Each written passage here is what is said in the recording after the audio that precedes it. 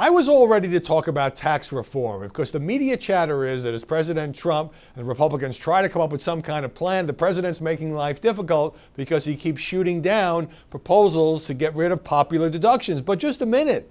President yesterday said that I don't even know who cooked this up on the GOP side, the idea to dramatically slash the amount of tax-exempt contributions that somebody can make to a 401k is not happening. Well, it was a politically insane idea. I mean, right now a worker can contribute $18,000 a year, $24,000 if you're over 50, and the Republicans, or at least some Republicans, wanted to cut that down to $2,400. This is the main retirement vehicle for millions and millions of American workers. It was never going to pass, and if that's the only way they can make it work, they've got to find another method. But my efforts to talk about the intricacies of tax reform, which is so fascinating, was completely blown away by the Bob Corker show. I mean, if you turned on television yesterday in the morning, CNN, CBS, NBC, ABC, you saw the Republican chairman of the Senate Foreign Relations Committee trash-talking President Trump, and it will not surprise you to know that the President of the United States hit back hard primarily on Twitter. So among the things that Corker, who's not running for re-election, was saying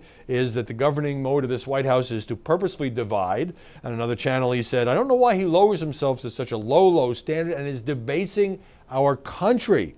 And on Twitter, same untruths from the president, from an utterly untruthful president, hashtag alert to daycare staff. Well, President Trump didn't take very kindly to those remarks.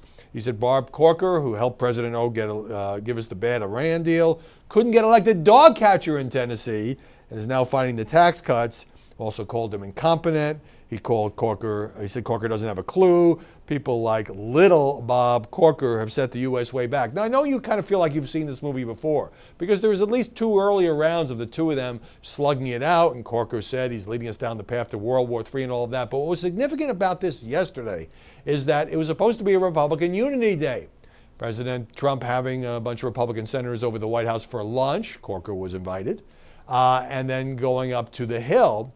And instead, of course, the coverage it got completely and totally overshadowed. So either you saw Corker on TV, or you saw him on Twitter, or you saw him standing in the Senate hallway surrounded by TV cameras and ripping into Trump yet again. That was carried live on some cable news networks. Now, I don't know what's going on here. If Corker wants to claim that the White House is an adult daycare center, he's not exactly acting like the adult in the room. It sounds like he's venting a lot of accumulated anger at the president. And President Trump, could obviously choose to ignore or deflect some of this, but that's not his style. And so you had this feud kind of dominating the day's headlines and giving anything but the picture of Republican unity. Now, I'm not saying that this is going to